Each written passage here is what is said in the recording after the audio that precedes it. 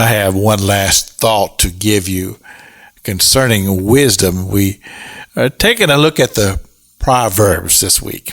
I love the truths that we draw from these tremendous writings of King Solomon. So he says, wisdom is that part that makes us to understand a man shall be commended according to his wisdom. That's Proverbs chapter 12, verse 8. Now think about this for a moment and apply this. To be commended because of your wisdom.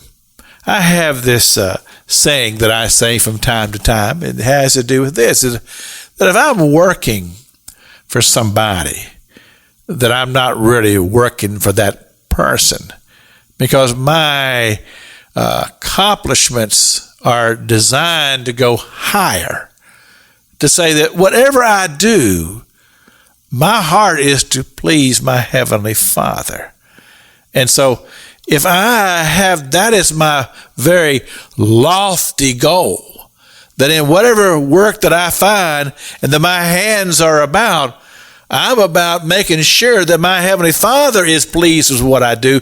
And by doing that, I don't have to worry about the human. The human's going to be satisfied because my expectations rise to the level of what I feel like would please my Heavenly Father.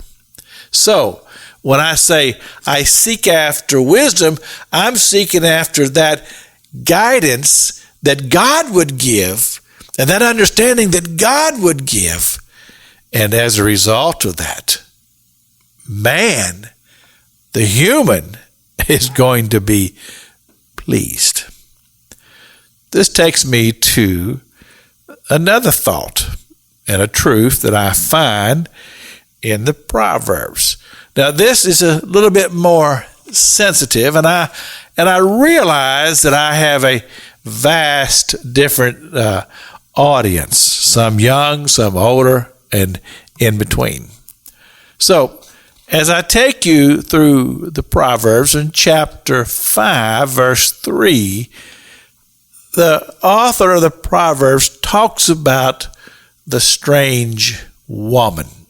And in our day and age, simply to understand that anything that is of a carnal makeup and is out of God's order, and God's order is simply this: a man and a woman gets married, and they live their life together, and they have children, and all by God's design.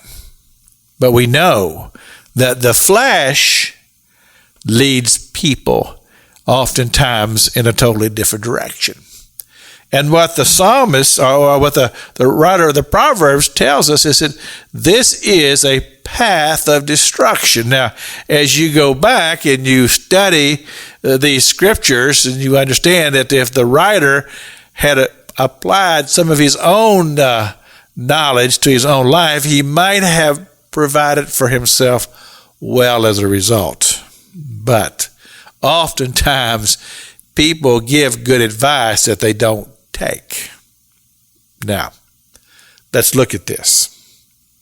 We'll discuss it as we go through the rest of the week. This is Pastor Jack King with the gospel on the radio broadcast.